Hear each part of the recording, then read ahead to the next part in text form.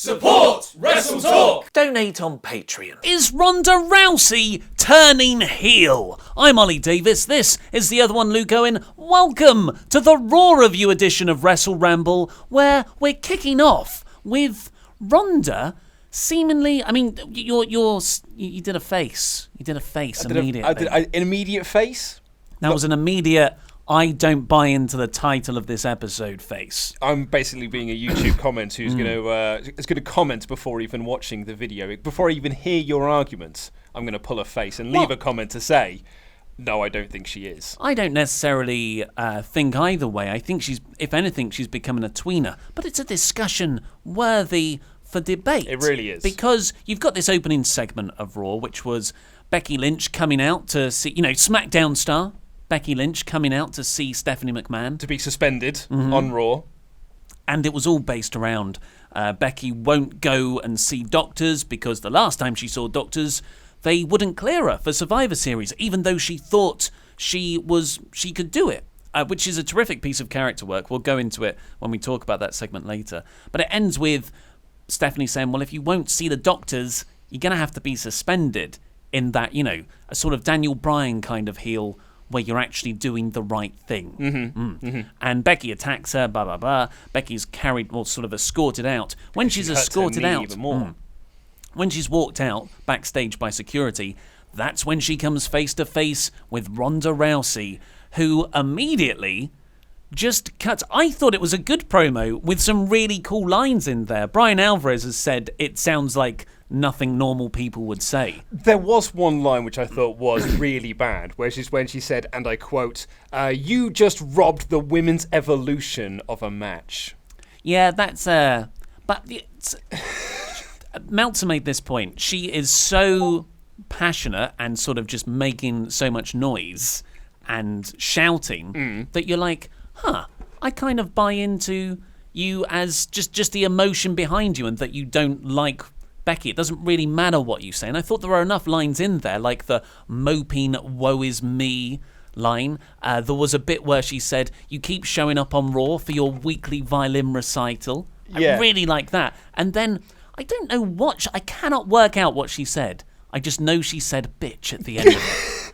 I was going to say, because I thought this was a really good promo, because what I like about Ronda's promos is that when she's in between the garbage verbiage that she's given, which is things like, you just robbed the women's evolution of a match that they wanted to see. Like, that's awful. No one really talks like that.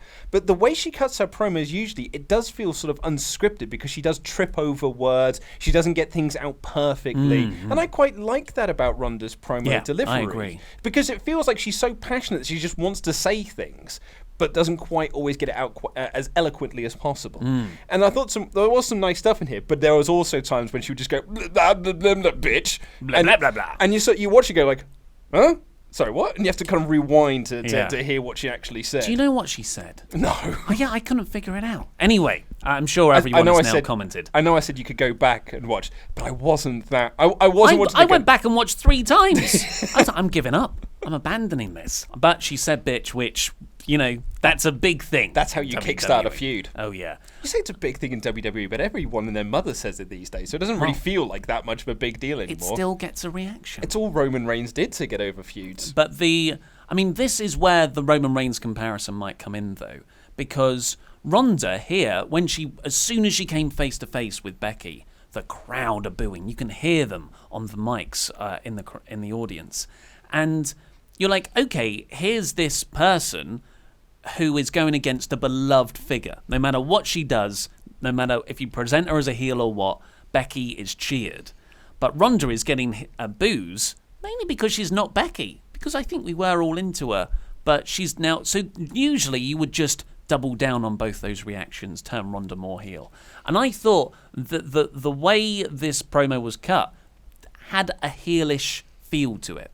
Now, then she walks out and she is smiling, high-fiving kids at ringside. Glad handing, yeah. So it is totally, when I'm in a feud with you, Becky, when I'm in segments with you, I am just a badass person who's going to say whatever, could be heelish or not, to get under your skin. But actually, I love you guys. I love my fans. And you've got Michael Cole on commentary going like, Ronda's the best. She's so great. She's a fighting champion. She's done this. She's done that. Sort of hammering it home. But the kind of the crowd booing Ronda, it's a lot like Rock Hogan at WrestleMania X8, which was just that, like, The Rock is like he's the most over guy at the moment. Like everyone loves The Rock. But it's also Hogan's first match back in WWE in, like, you know, however many years. So the crowd were more into Hogan than they were Rock. So Rock, when he's on offense, even though he's the babyface and Hogan was the heel, they're booing The Rock and cheering Hogan. Sometimes these things just happen. WrestleMania X7 is another example. You had Austin and Rock, the two biggest babyfaces going at it for the WWF Championship in the main event of WrestleMania. But it was Austin's first Mania back since his big injury, and so everyone was just super into Austin.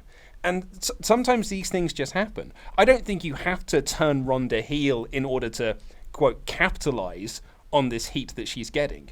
But this is just going to be one of those situations where the crowd is just going to be more into Becky than they are Ronda. Because I think at the moment, anyone's just going to boo whoever Becky's going against, because that person is not Becky. Yeah. I mean, I don't know why WWE are so reluctant to put a heel against Becky.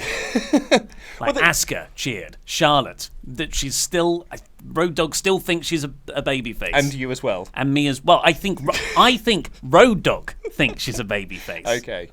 I don't think Charlotte does, though. No. So it'll be interesting, especially how it plays into the actual match at Mania, where those dynamics actually become quite important. Because if Ronda is being beaten up by Becky and you're trying to build to a big hope spot or a comeback from Ronda, people aren't going to react to it the right way you want them to. So you've got to structure the match around Ronda being in the heel role. Exactly. Although maybe not necessarily a heel character. Exactly.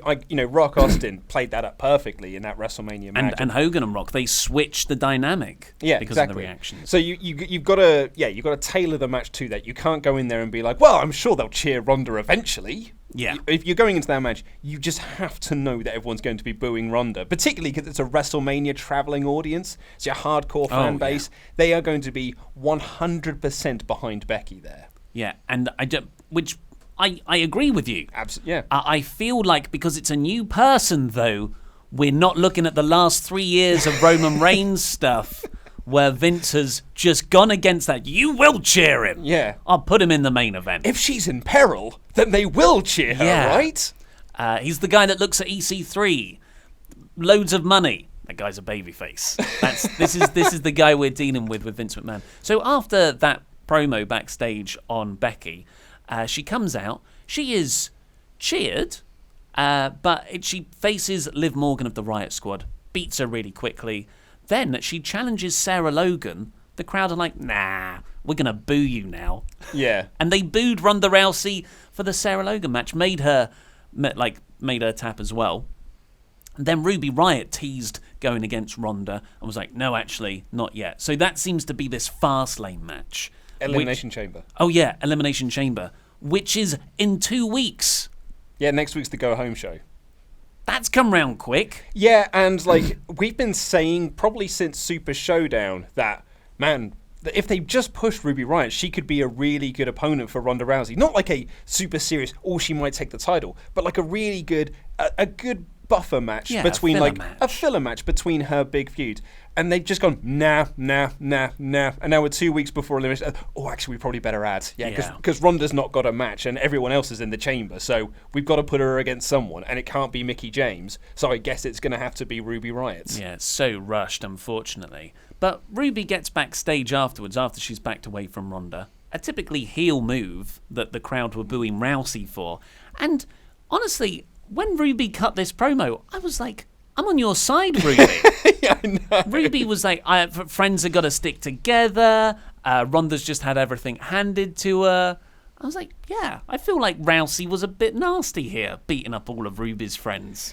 Yeah, but she also did it like a valiant champion of just I'm here for a fight and I want to fight. So it's a weird dynamic, but it's what you've got to do is you've got to hope that they are smart about this. Perhaps that is wishful thinking. They're going to be smart about this and not fall into this Roman Reigns, John Cena trap of just like, well, it's what did Michael Hayes say? It's in that Royal Rumble documentary. It's just like, hey man, it's different city. You might get a different reaction next week. Whatever. It's like we can't book for one town, and it's like we're a worldwide company. We've got to book for the whole world. It's like, what if he's booed around the whole world? Then he's still being booed. What is more worldwide than the internet? The clue's in the name with www. Book for us, Michael Hayes. So I guess the question is Ronda Rousey turning heel? I agree with you. Not before WrestleMania. Not even during WrestleMania. I think that's going to be the current dynamics of badasses where Becky will just be cheered more. Mm-hmm. The night after Mania, if Ronda chooses to stay longer than the reported year thing to start a family, I can definitely see all of this stuff now playing into her heel turn a couple of weeks after Mania or the night before with a 4 horsewomen call-up. Well, so there was a report that all 8 women within the 2 4 horsewomen factions really, really are pushing for that match at the moment. And if the reports are true that Ronda is going to be taking some time off after WrestleMania, then the only time to do that is at Fastlane, because it won't be at Elimination Chamber. Ooh. So you've got to have Ronda in a heelish mode for when Baszler, Duke, and Shafir come up, who are like nothing but heels, to make that sort of dynamic work. Baszler's never going to be a face. She's like the anti-Ricky Steamboat. Yeah, exactly. Yeah. Exactly. And I always love that argument when people say online, it's just like, there are no baby faces and heels anymore. And then you look at some of the acts next year, like, no, they're definitely heels, and they're definitely baby faces. They do still exist. It's just you can't book them properly. Yeah, so, I mean, I don't think, I wouldn't want I think it's too crammed to suddenly have a 4 horsewomen match before Mania. But after Mania, I'm just hoping if Ronda wants that match enough that she'll stick around, turn heel in the process, and this stuff might be planting the seeds for it. Yeah, well, I mean, they've been dropping hints for it. You had Sasha doing the 4 horsewomen symbol on the Royal Rumble. Becky and Bayley did it to each other when Raw was off air, essentially during the commercial break. And they posted it up as a special video to show that and sort of highlighting the fact that they threw the 4 horsemen sign up to each other. So I think they're kind of like dropping these hints in there. And Ronda's been cutting promos for like the YouTube channel that's I think is Continuity. I don't know. I don't know about the YouTube channel. Or WWE.com. Yeah. But she's annoyed that they keep calling themselves the Horsewomen when the MMA Horsewomen were quote there first or whatever. Yeah, in lady terms. The men 4 horsewomen. As always, we got there first, women. But let's get on with the full review. Haha, it's a Raw review looking jacked, man. As we already mentioned, Raw opened with a Becky Lynch angle, which is Stephanie McMahon coming out. She's about to introduce Becky when Becky interrupts Stephanie McMahon's introduction of her, which is setting things off from a very positive note.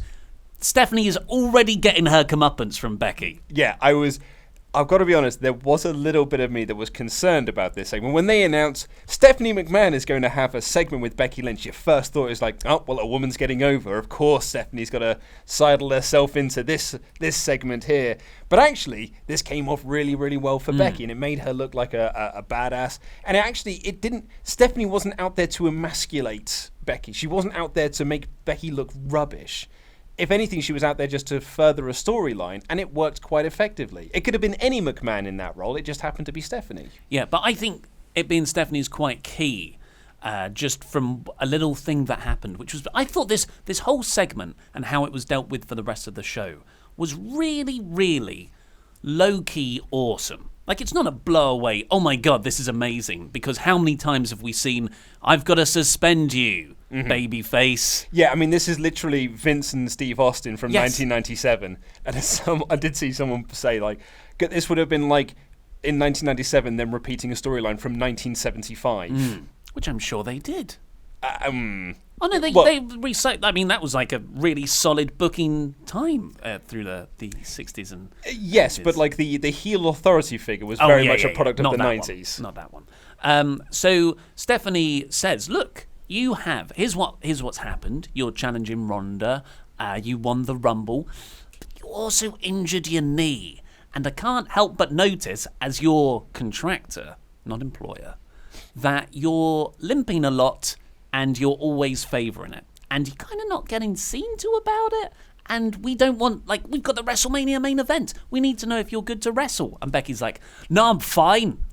That's an Irish accent. Oh, yes, yeah, you yeah, heard yeah. correctly. I did, yes, you're right. And Becky just uses all of this anger and bravado to say, no, I'm not going to get checked out. I'm totally fine. I'm totally fine. Yeah. And when she's, she said everything without saying it. She's not totally fine. She is scared because what happened last time when she had this huge match at Survivor Series didn't happen for her because she wasn't medically cleared and she thought she could make that fight. Yeah. But the doctors told her not to. So she's not going to see the doctors. I think it's brilliant character work. I think it's really great. And she kept saying she said to Steph that I'm the glitch in your plan.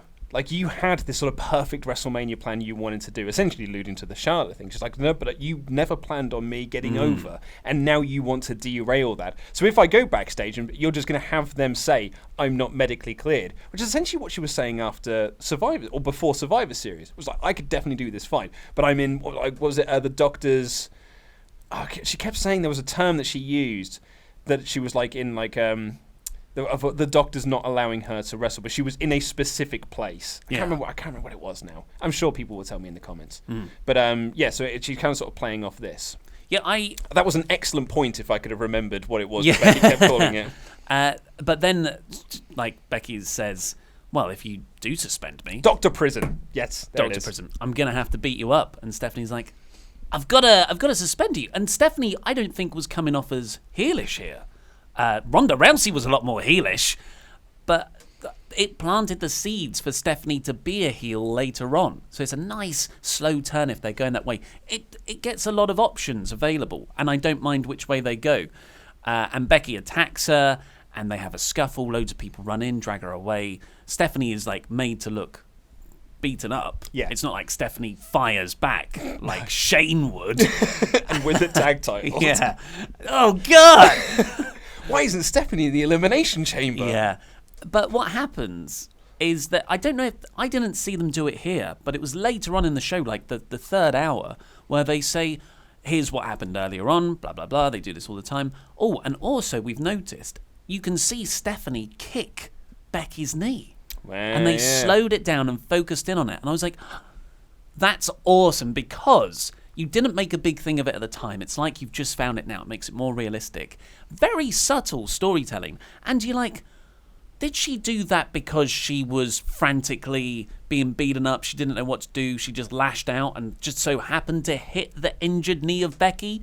Or actually, is Becky right? Yeah. And Stephanie is trying to take her out of the main event. Because... Becky is the glitch in their plan, and perhaps next week they can do the big announcement of we've got our WrestleMania main event sorted out. Here comes Charlotte Flair. Oh, yeah. And that's the way you write Charlotte into this triple threat match. Or maybe just don't have that and Becky overcomes Charlotte again. No, because Charlotte's the key here. That's why this is getting over. It's because Flair's involved, right? Yeah. I'm pretty sure that's the reason. I just thought this wasn't crazy good. Mm-hmm. It wasn't crazy blow away, I mean, but I think... The foundations of this was so solid and actually really, really good at building up the ultimate story. So I was a huge fan of this opening segment. It was the best thing on the show. Yes, yeah.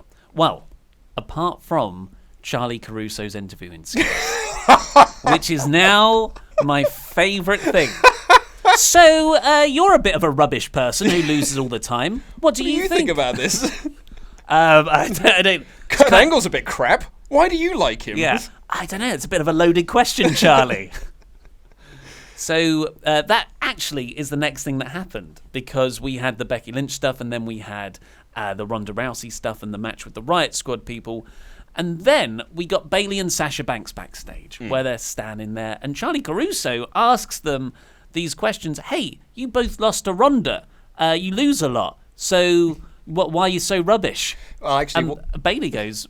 Yeah, we are a bit rubbish, aren't we? But not together. Yeah, together we are stronger. And we're going to win the Elimination Chamber. I'm pretty sure Charlie's exact question was, you've both suffered devastating championship matches against Ronda Rousey. I think she meant to say losses. Mm-hmm.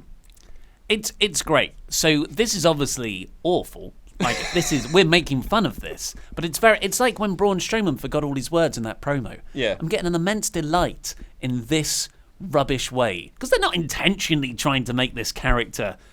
just savage. They're just awful at scripting interviews. Yeah. So, I'm a big fan of this. She does it later to Apollo Crews. You'd have thought as well, when they put together that absolutely incredible video package for Mean Gene, that someone backstage was like, interviewers really did used to get our wrestlers over. Mean Gene was really integral to getting a lot of these wrestlers over. Do you think we should probably try that again with Charlie or with the other one on SmackDown? Dasha, Kayla Braxton. Who's Dasha? Dasha Fuentes. I think he's injured at the moment. Okay. Yeah. Injured her arm, I'm assuming. I don't know It's how. hard to... My guest at this time... my shoulder. Took a bump. Flat back bump. Yeah, so... Charlie, I've nicknamed her Mean Charlie because these are just mean. These are flat out mean questions. I think she's trying to get fired. I think she's off to AEW. But anyway, Alicia Fox and Nikki Cross walked up, who appear to be friends now. I think Nikki Cross is heel. Who knows about people's heel-face dynamics? With the Ronda one, it's intriguing. With everyone else, it's just plain inconsistent. I liked that Nikki said, Alicia wants to play. And that was kind of enough for me to go, okay, so that's why you're a team. Yeah, you reckon? Yeah, just for now. I mean, I never bought into them lasting beyond the match they had later on. Well, we'll see next week, I guess. But I thought Cross's promo here was good. Cross is great. She's really, really good. It's still stunning that she's not with Sanity, but it's still, she's a very, very good promo. What's a Sanity? Well, they were a tag team. Well, actually, they were a faction that were in NXT. Even you don't know. Control-C, Control-V. Aha! So next up, we got Heavy Machinery in a 4-way tag match to crown the number one contenders to a tag team title set. Yeah. Stop us if you've heard this one before.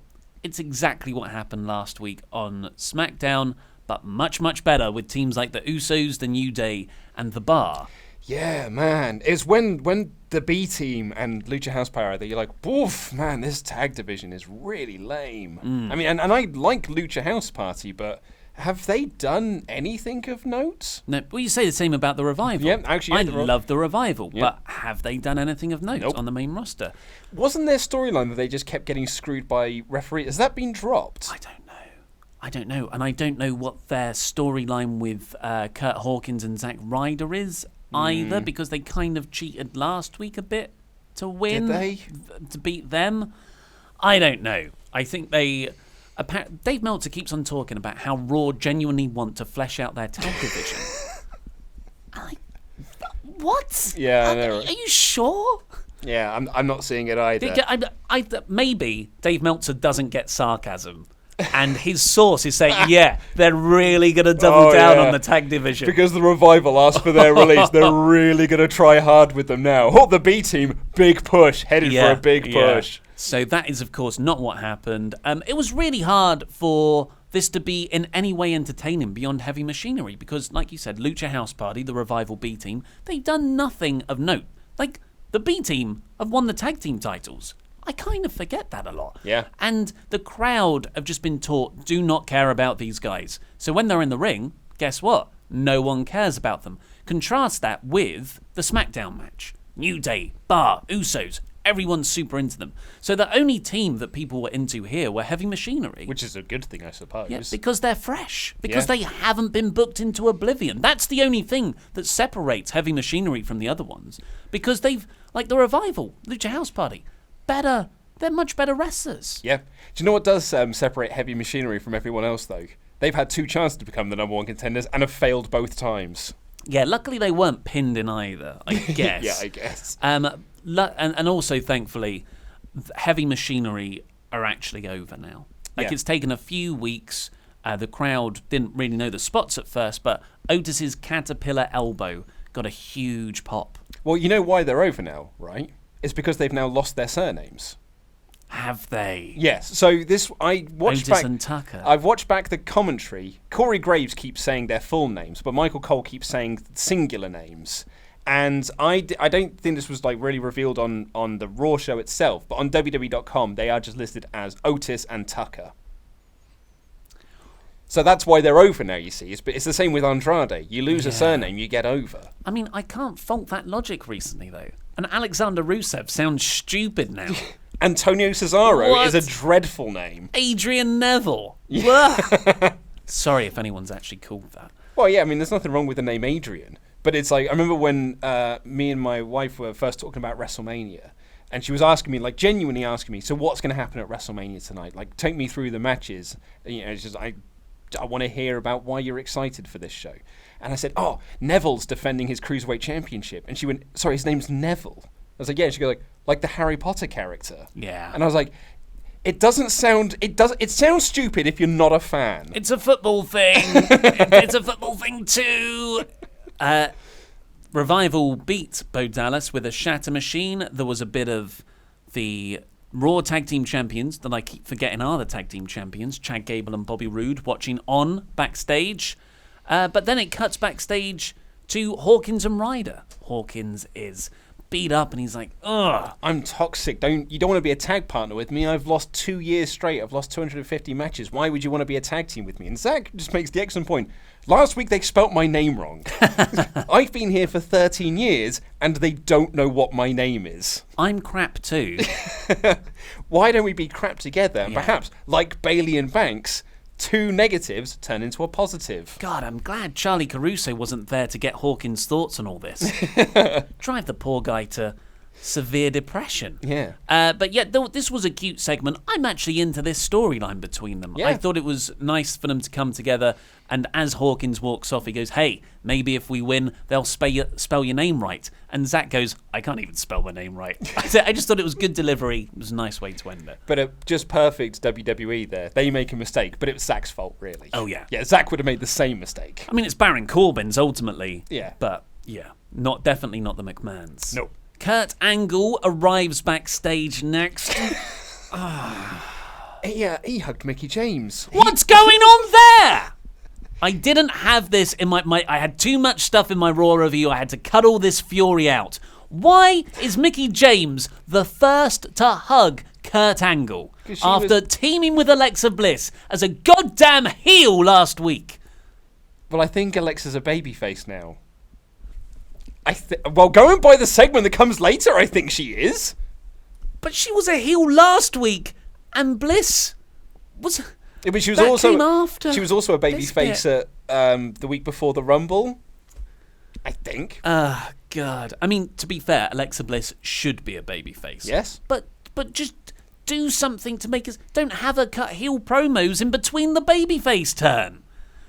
Mickey James as well is an absolute freaking joke. And I don't mean that about Mickey James the person. I mean the character and the way she's been portrayed and inconsistently booked. How many times has she flip-flopped between allegiances? I'm with Alexa, I'm with Ember Moon. Who gives a crap? And to make this even more stupid, Kurt Angle, Apollo Crews, No Way Jose. What a respected legend Kurt Angle is. All these guys have come out to talk to him. And he goes down to the ring. He starts to address his future in WWE, obviously building towards some kind of retirement storyline or one last run. And it cuts backstage to all the people in the locker room watching this legend potentially retiring. We have No Way Jose, Apollo Crews, Heath Slater, Rhino, Mickey James, Chad Gable, Bobby Roode. So a bunch of jabronis then. The undercard. Yeah. What? It looks so just mid-card. Rinky dink. Yeah, this is Kurt frickin' Angle. Ollie Davis's favourite wrestler of all time. But yeah, I mean, at least he's doing the storyline that you wanted. A storyline that is apparently meant for Seth. So What? Meltzer speculated that the storyline was meant to be Corbin and Drew taking on Strowman and Seth as maybe a tag main event for Elimination Chamber. Right. But Seth's injured. Oh, I see. Put Kurt Angle in there. Yeah. Well, we thought it might be Dolph. That's what we speculated last week. Because they're like, well, Braun will need a tag partner. Go back to his old Dogs of War allegiances. Bring back Dolph, who came back at the Rumble and has not been seen or mentioned since. Chuck Bobby Lashley in there. That is a late 2018 heel party. Christ alive. Kurt Angle says he hasn't been able to defeat Father Time. Yes. And Baron Corbin comes out to genuine heat. So, again, say what you will about Corbin, gets genuine heat when he comes out. Yeah. People boo him because booing him's fun, and because they want him to go away, but not in an X-Pac way. I'm not sure. I'm fully on board with that. Really? Yet. I could feel this is a bit X-Pac heat. I mean, maybe it's just me projecting because he gets X-Pac heat from me, which is just like, oh God, because when Baron Corbin comes out, I think, all right, brilliant. So I've got to sit through a Baron Corbin promo, and that's going to lead to a Baron Corbin match, which I don't want to see. Yeah, it's a bit formulaic. I'm a big fan of Corbin in the mid card.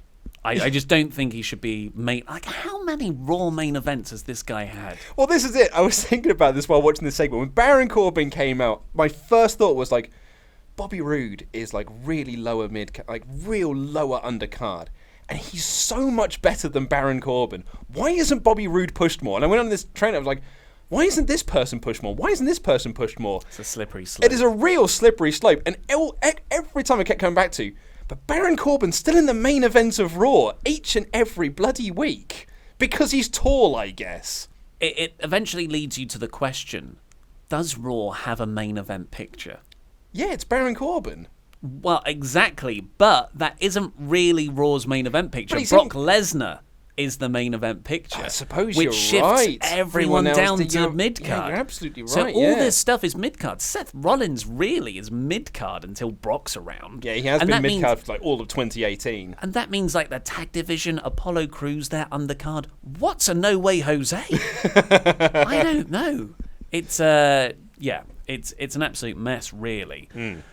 Which is probably why a lot of Raw feels so lackluster and lacking of star power, whereas SmackDown feels rammed. AJ, Joe, Brian. SmackDown is at a point where it's so full of like top tier talent and stars that not everyone can feature on every show, and that's not a bad thing. Whereas like, Samoa Joe wasn't on TV this week, but it's like he'll be on TV the following week, and they've got like, if Randy Orton takes 4 weeks off TV, it doesn't really feel like, oh man, they're really missing Randy Orton there, because there are like 10 other people that can fill his spot.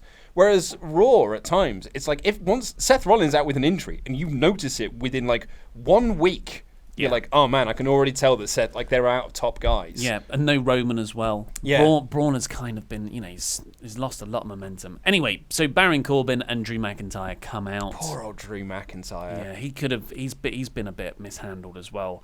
Yeah, and Kurt challenges them both. They come down, but Braun Strowman comes down for the rescue, and it sets up a tag team main event after Braun threw a giant chair at Corbin. Yeah. He threw that sucker hard. Oh yeah, he had Corbin in his sights. I mean, like, it's a 20 by 20 ring.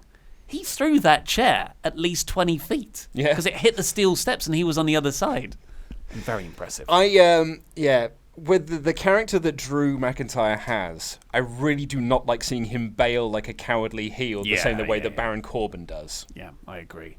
Then we got a promo for Black History Month. I wasn't going to take any notes on this because I thought Ollie Davis would take all the notes that I need. It's a video package for a month that apparently, I've said I'm not going to go into my piece about why just having months for stuff on a wrestling show just seems a bit vacuous and PR-y and blah. I don't really care. It's there for PR purposes. Whatever.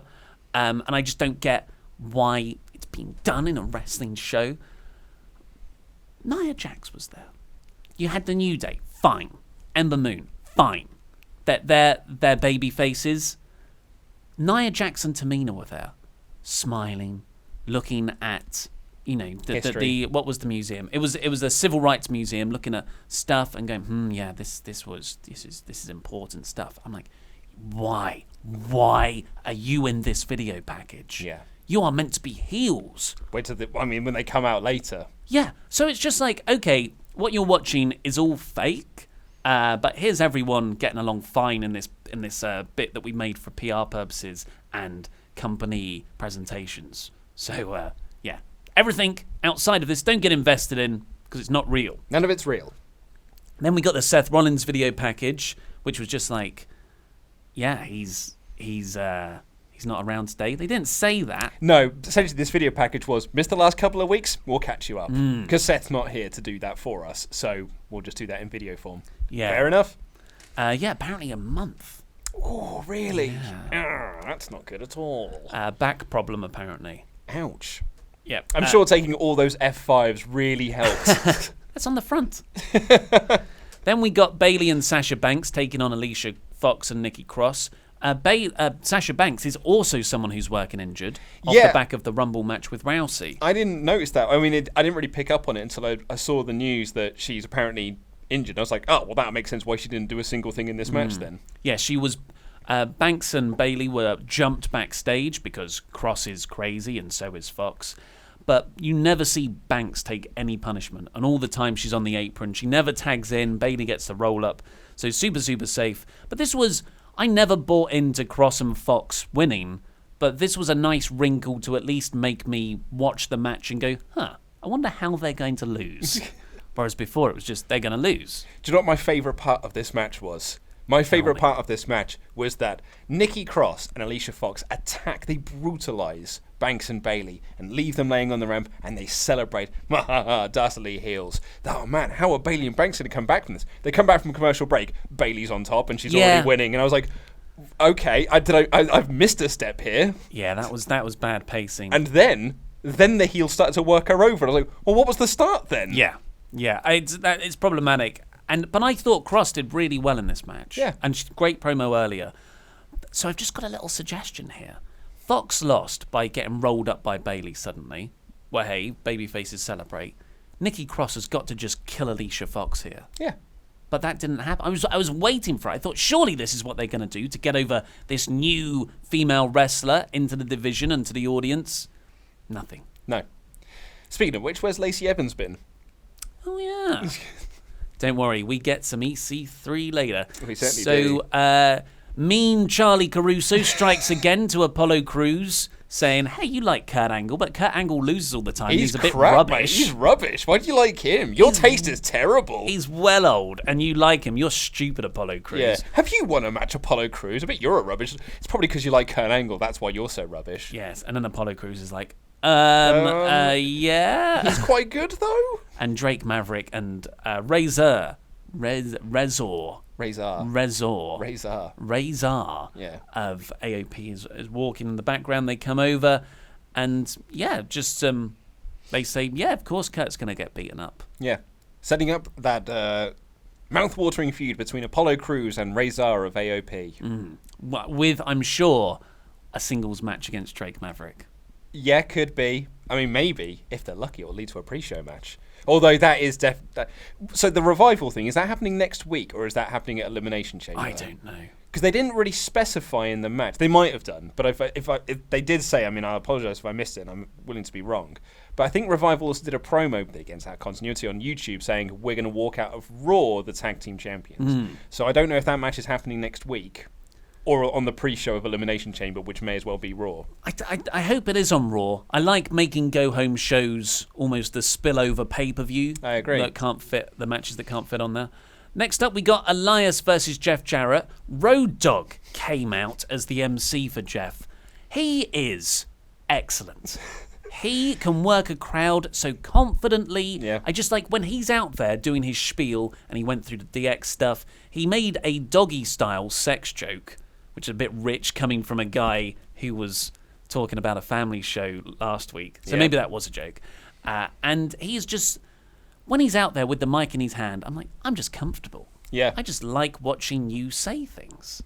He's very good at what he does. He always has been. Like that was always the New Age Outlaws were over because Road Dogg was over doing his catchphrase, right? Like it was doing the ladies and gentlemen, boys. Like that's why people really got into the New Age Outlaws. It's why Jim Ross would say like they're the greatest tag team of all time because their merchandise sales were massive. It was so big. It's similar to Enzo and Big Cass. They were so over because of the whole spiel when they entered the ring. Exactly. And it's I did see someone online that said when Road Dogg came out, God, Fred Durst looks crap these days, doesn't he? There was a Fred Durst about him. So seeing Road Dogg come out right after that Apollo segment, I'm just like, Road Dogg needs to be a manager. And probably for Apollo. Or just for someone. But he's a manager for Jeff Jarrett. Yeah, or was he just a mate? I don't know. Well, this segment was, I mean, right. So Road Dogg comes out and to introduce Jeff Jarrett. Cole makes fun of Renee Young for not knowing the words to With My Baby Tonight from last week. And she goes, no, I have learnt them now. And then they say, go on, sing them then. And and clearly she has not learnt them, so she just freezes and goes, but I'm not going to sing them. Nice. And then when Jarrett comes out and they both sing the song, Cole and Graves turn to Renee and go, go on then, sing it. Made me feel really bad for Renee. Oh, I feel bad for Renee. Every week she's forced to be on commentary. Hey, she had a good line later. Did she? She well, did. that's one. That's one good line so far. Sometimes you get one. And then, they do With My Baby Tonight. Road Dogg jokes that he can't believe that he remembered all the words, which was funny. Elias comes out to interrupt. They have a match. I did like Road Dogg as well when Elias says, like that song and you, it hasn't aged well. And Road Dogg off mic goes, that hurt my feelings. Yeah. That's classic Attitude Era. Actually having a conversation, not it's my turn to talk. Yeah. Now it's my turn to talk. It's like people do talk back and forth. Yeah. But anyway, the idea of this segment was they're doing Elias versus Jeff Jarrett. It's Jeff Jarrett's first match on Raw since like 1998 or whatever it is, or 1999, and Elias wins. So you're like, okay, cool. So they're using this nostalgia act to get Elias over. That's a sensible thing to do. But then Jarrett and Road Dogg lay Elias out afterwards with a guitar shot. So I'm like, so no one gets over. Like, you either want to use this to get Elias over, or you're doing this to get a nostalgia pop. Like, you can't have both. It's it is problematic. And Road Dogg is there with Jeff, interfering a bunch, not physically, but sort of getting up on the apron. And I don't think the crowd were as into this babyface act of Jeff and Road Dogg to forgive the cheating. Like, and Elias has only just turned heel, so it wasn't the most effective use of everyone. That guitar shot looked horrible. Yeah. It didn't smash. No, and the crowd booed that because they were expecting it to smash, yeah. Oh, that must have sucked. But I like Jeff Jarrett. I like Jarrett, I just too. like seeing Jarrett wrestle. Road Dogg needs to cut more promos, and maybe separately though, and Jeff Jarrett needs to wrestle. I would love to see him in a sort of one last run mid-card Intercontinental title picture. Hey, man, I'm completely fine with that. Yeah. But if you're using Jarrett to get over Elias, this is not the way to do it. No, I agree. I think it was Brian Alvarez tweeted out, so people love it when we keep bringing up things that Alvarez and Meltzer say on their radio show and on Twitter. I think they really enjoy it. But he did say, like, well, Elias' tag partner's got to be the Honky Tonk Man, right? That was my fantasy booking. Do you remember years ago? And I said what I wanted for the Royal Rumble was Elias to open it, and then Jarrett would come out next, and then the Honky Tonk Man would come out after that, and you would essentially just do this sort of musical trio. With a bit of Aiden English in there at the time as well. After this, we got Natalya backstage, and Dana Brooke walks in after they lost their tag match last week to qualify for the Elimination Chamber, and she apologizes how she didn't take them seriously. And the staging of this, I've just got this for Luke. You're going to have to Google it. Natalya is sitting on a chair facing to the left of the camera. Dana Brooke is not looking at her, standing up, looking on the other side of the camera. It just looked so pretentious, like it was this stage show, two-woman play stage show about feelings, and it was rubbish. It was a rubbish promo. And then at the end of it, Dana Brooke gets annoyed that Natalya isn't answering her back, and she's pouring out her heart here. So she's like, fine, I'll go show you. I can do it by myself.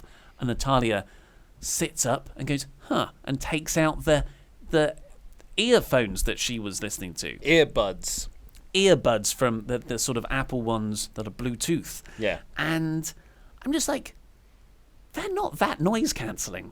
No, they are not. I feel like, as well as concussion tests, a lot of these divas, the women's division need to be checked for hearing, especially with Alexa Bliss a few weeks ago, and she didn't hear the guy knocking on the door. She was right next to the door. What's happening here? Yeah, maybe you're right. What was Natalya getting her gear out of? I don't know. She didn't look like Natalya. I'm not 100% sure that was Natalya. Is this like the Carmella thing? You know that picture they've got of Carmella that they sometimes use for graphics? Yeah. You look at it like, that's not Carmella. Ronda Rousey's the same. I'm like, is that Ronda Rousey's weird cousin? Yeah. That you've made pose for your Let's see graphics. if I can find it, because it's the oddest. I think Carmella's even made fun of it on social media before. You keep talking, I'll try and find Dana it. Brooke was also talking really loud, so that there were so many reasons why Natalya should have heard her. Yeah, she was talking very, very I don't loudly. know why this got to me so much. Yeah, that is terrifying. Yeah. That's like a sex doll version of Carmella. It's not her, right? That is strange. It's very airbrushed. That's the problem, I think. That's an official WWE photo. Honestly, I think their graphics department is one guy. But, like, what's happened to all their match graphics? It's just, here's the generic shot of someone with another generic shot of someone and a kind of barren wasteland in the background. Well, or a sunset. That's if you're lucky. Most of the time on the website, it's just against a black background. Oh my god! With a slight gradient on it. Why can't people walk towards the camera? Look, here's a match tonight. People walking towards the camera doing their pose. I missed animated graphics. It's my Love favourite. animated graphics. After this, It's so visually interesting. It is. After this, we got Finn Balor come out and say how he's going to take the fight to Bobby Lashley, just like he took the fight to Brock Lesnar. Because he made Brock Lesnar believe. This is just rubbish. He lost. Yeah, but he made him believe. So they had a match against Lio Rush, and Bobby was banned from ringside. And halfway through this match, Rush was doing some impressive things. I suddenly thought, I'm seeing Prince Devitt versus Lio Rush. Yeah. This could have been amazing. Yeah, but you don't really think that, because Lio Rush he's that lad that manages Bobby Lashley, and Finn Balor is that guy that made Brock Lesnar believe or whatever. This is a potentially video game level crazy level of moves match. Yeah. And it was just a slightly fun bit. Yeah, whatever. It's an Intercontinental title feud that I thought Apollo was a part of, but he's not anymore. He had Was a he a pose part down. of it? He had a pose down with Bobby. Was and this they while I both was beat away? him up. Didn't Apollo Crews win a battle royal? Oh, I don't know. I don't know if I've just misremembered or invented it in my head. No, I'm pretty sure it was over the Christmas period when we weren't watching Raw. I think Apollo Crews won a battle royal and then had a match with, but Bobby wasn't champion then. Yep. Bobby, it was the Monday after Bobby won the Intercontinental title belt, and he had a pose off with Apollo Crews. And that was one of the weeks I wasn't here, I think. I don't know what's happening. So after this, Paige here. She did. This was clunky. She came, like, Balor's making his exit, and all of a sudden Paige just comes out and just like, did you miss me? Yeah. And then was like, I've got a film coming out, here's a trailer. And that's it. And that was it. I thought they were going to come back to the arena and she'd do something. Nope. But no, we got something far worse. We got a moment of bliss. I thought we'd seen the end of it. No, man. Now that she's returned and been medically cleared, she's doing the moment of bliss stuff again. But this is how you get people over. This has the worst track record of any talk show segment in WWE. Oh, I don't know. There was Abraham Washington, I think, had one on ECW that might be worse. At least he was charismatic, though. That's true.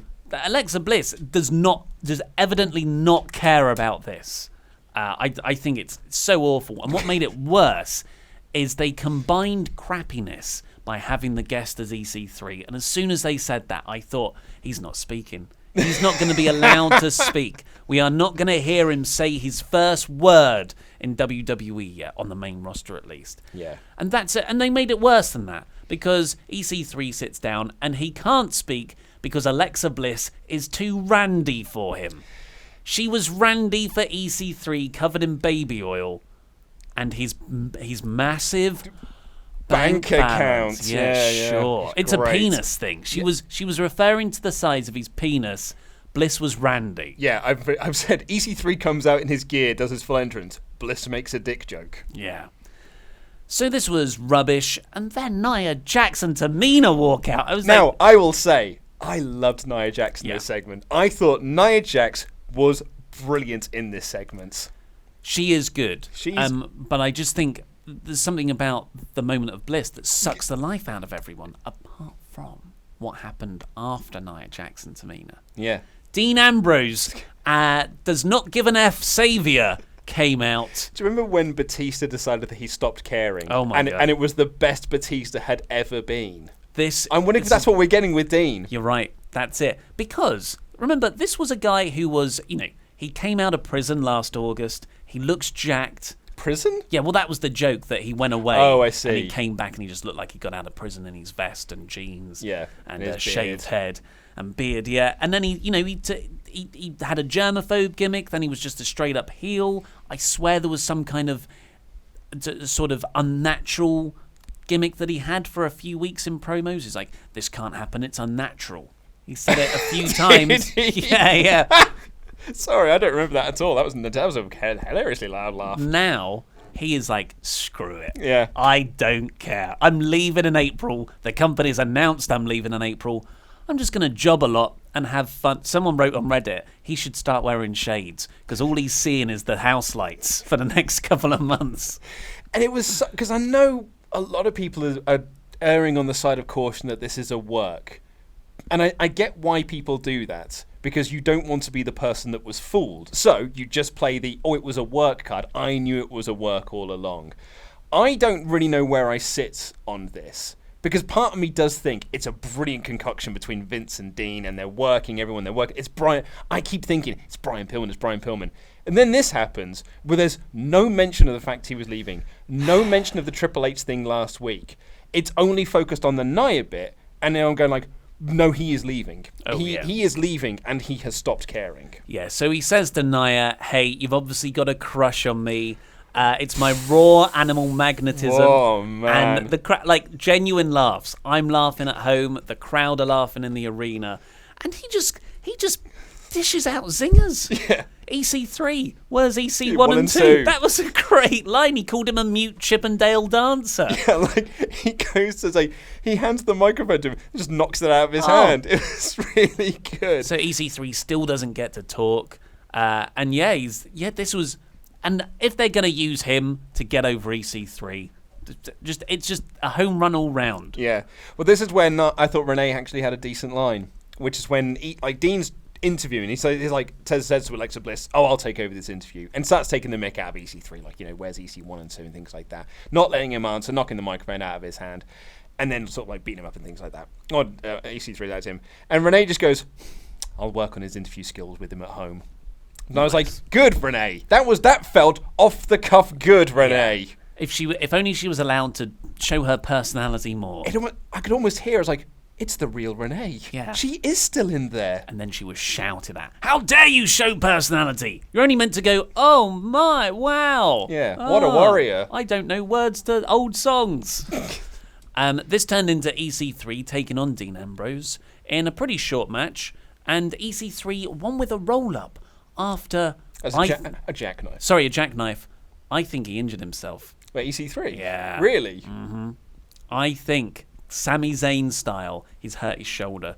Something happened. I can't remember where it was, but all of a sudden he is awkwardly moving his shoulder. Oh, really? The pin happens really quickly. I don't know if this was meant to be a longer match. And then he's celebrating outside, and he can only lift one arm. Interesting. And there was a bit when he thumped the barricade, and I was like, that could either be yay I won, or God damn it, I just injured myself in my debut match. Yeah, I finally made it onto TV in a wrestling ring, and I've gone and injured myself. So watch that space. I think EC3 is injured, but maybe it's not a big injury. Maybe it'll be fine tomorrow. Maybe he just wants to join the club. He's like, hey, all the top stars have got injuries. If I also get an injury, maybe they'll think I'm a top star too. Or he's like, I hate this mute gimmick, and he just dives his shoulder into the ground, commits Harry Carey. More importantly, though, this is where we saw that someone had a support WrestleTalk sign in the crowd. I didn't know that. Yeah, the EC3 posted up an image on his Instagram, and you can see it in the background. Yes, well done. Well done to Swaff whoever Nation. that was. Mojo Rawley cut another great mirror promo. Yeah, you've skipped a segment here. Did I? Yeah, more Charlie. Me and Charlie asking how Angle feels, like, can you win?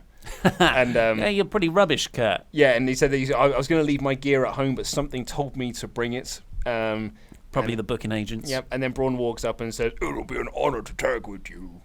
And that was it. Then we got the Mojo promo in the mirror. Yep. And then we got the main event. Just on a note on that Mojo cutting the mirror promo, which was very good. But the way that it was filmed, Mojo wasn't looking at the mirror. He was looking at the mirror so it looked to the camera. So Mojo's not looking at himself. Weird. So either they don't know how to stage things, or it's done on purpose. So he's looking at us. He's looking at us. It's our fault. Exactly. He's not talking to his reflection. He's talking to... Also, in kayfabe, was he just carrying this mirror around with him from town to town? In a dark room. Yeah. Yeah. Let's not dive in too deep into this. He walks up to the backstage staff and says, have you got a really dark room that I can go into for a little bit? One battle at a time, Luke. And Mickie James and Nia Jax are at battle this week. Drew McIntyre, Baron Corbin taking on Kurt Angle and Braun Strowman was the main event in a tall man match, I said in the review, apart from Kurt. I thought this was going to be Kurt finally showing some fire, showing how he can hang with the new guys. That was not what happened. He was worked over. I thought he didn't show anything in this match. He did a little bit towards the end. He threw some German suplexes. He threw some angle slams. He nearly got the pin on Baron Corbin for whatever that's worth. Well, it wasn't anywhere near enough for me. I just if you're going to tell a comeback story, frickin' tell a proper comeback story. Either have him win or have him lose again. Yeah, but have a really valiant attempt. Oh, yeah, if he's going to lose, then he needs to look good in that defeat. Yeah, and then, so it's all really focused on Baron Corbin and Drew McIntyre and Braun Strowman, and the finish was so lame. Braun beats up Drew McIntyre and Corbin too much. So the referee does this is so rare in WWE, the referee's no, you're not the legal man, it's a DQ. And it's not done enough to set it up as a proper finish. So the crowd go really cold, oh, well, we've been screwed out of a proper finish here. Really lazy, ineffective booking. Yeah, essentially, Braun was in the ring, and he went to attack Baron Corbin, and Baron was like, hey, you're not the legal man. You'll get DQ'd loudly as well. You'll get DQ'd if you attack me. Wink. And Braun was like, I don't care. And attacks Baron, and the referee's like, I mean, he did warn you. Ding, ding, ding. And I was like, that finish sucked. Yeah. That was rubbish. Because it makes everyone look bad. Yeah, it makes the referee look bad, worst of all. Yeah. Yeah. And also, Baron was interfering in the match when he wasn't the legal man. Why was there no DQ for that then? Totally. There was a cool spot outside where Drew claymored Braun over the barricade. That was nice. But then Braun and Kurt got on top, and rather than sort of the mirror image of last week's choke slam on the steel steps bit, Braun slammed Corbin and McIntyre on some steel steps. Yeah, so does that mean that Kurt's redeemed himself? Is his storyline over now? Because they didn't win the match, but they stood tall at the end. Yeah. So a lot of this episode of Raw was promoted around Kurt Angle doing this really important address. And I get that you don't always have to deliver that, and you can delay it and have cliffhangers for, what is this announcement? You don't have to immediately pay it off. But at least tease it in an interesting way. And I thought the way they handled the whole Kurt Angle thing was so lackluster and left so much on the table. Yeah, I mean, pretty much. I thought that the Becky segment was great, and then the rest of the show was fine. Yeah, fine to below fine. So I gave it a low average. Yeah, I'd probably go the same. It's a weird filler episode. Nothing much happened, and it was so lacking in star power. I really felt it this week. 3 hours as well. When you're lacking star power, you really feel the time when there isn't a top guy to be into. And I think that was the biggest problem with Raw this week. It almost felt like, you remember when we went to go see Raw a couple of years ago and Braun got injured, and they just found out that Braun had been injured, so they had to completely rewrite the show on the day. And you could tell, because it really did feel like we just need to fill 3 hours here, send these lads. Dean Ambrose as the GM this week, and it was just it was wacky Dean for 3 hours, and it was a really, really boring episode of Raw. But it almost felt like it was oh man, Seth's out, Sasha's out, all of our guys and girls are out. Do this, and we will just do all the big stuff next week before Elimination Chamber. Yeah. But going into Elimination Chamber, what are the Raw matches? There's a Ronda match, but we don't know who she's facing. We don't know there's a Ronda match. Well, Ronda's been advertised for a match, but yeah, I guess it hasn't been done on TV. Yeah, John Cena was advertised to be in the Royal Rumble. Good point. Maybe there's one match announced. I just know the Elimination Chamber match on SmackDown. So there's no tag. Well, there might be, but that might be on Raw next week. We don't know. There's no Universal Championship match. Well, there's some Raw women's teams in the Elimination Chamber. Yeah, but I don't think that counts as a Raw match. And really, was that built on this show, other than one of the teams being added into it? Which apparently was meant to happen last week, but that's when they found out that Sasha was injured, so they had to delay it till this week. What else is there? Who else is on the card? Who else is on this team? Braun's not got a match. Kurt's not got a match. Drew, Baron, no one's got matches announced. Whereas, like SmackDown, they've got the men's elimination chamber, and they've also got a tag feud going on there, and presumably tonight we'll find out what Asuka's doing. Well, we'll find out tonight, but let's do some Patreon shout-outs for our $25 and above pledge hammers. Thank you ever so much, Paulie Dangerously Jarman. What a guy. Yes. What a guy. The Craftsman, Blake Carpenter. Yes, the name come on. you could not get right in his video. $100 man, CD Hover. Yes. Woo. Liam, solid as a rock. Yes. I can't say that name without singing. The event known as Chris Anderson to decide the best in the world. Oh, well done, Chris. Great name. Adam and the Anthony Bergeron. One of my favourite all-time bands. Yeah. Asuka's future husband and EOF one-man wrecking crew, Skin Trade. Not the easiest name to get through, but you did it well. You'll never get this name right, you idiot. Matthew Zimczewinski. Yeah, you're right. I'll never get it right. Polish. Brett the Hitman Matthew Williams. Nice, yes. Best there ever was. Oh, killer Chris Phillips. Oh, watch out. Slay you dead. Dangerous. Infinite Crisis, Chris Jenkins. Thanks for the t-shirt. Christopher the Condor Johnson. Yes, oh, nice thank lad. you. Yeah. And let's have a drink. Christopher Travis Merriman. Oh, he's merry. Whoa. He's very merry. That's all we've got time for today. Please click the videos that have just appeared on the desk to catch up with the latest WrestleTalk things and get your own shout out by clicking this button right here to become a pledge hammer on Patreon. I've been Ollie Davis, this has been Luke Owen, and that was Rambling.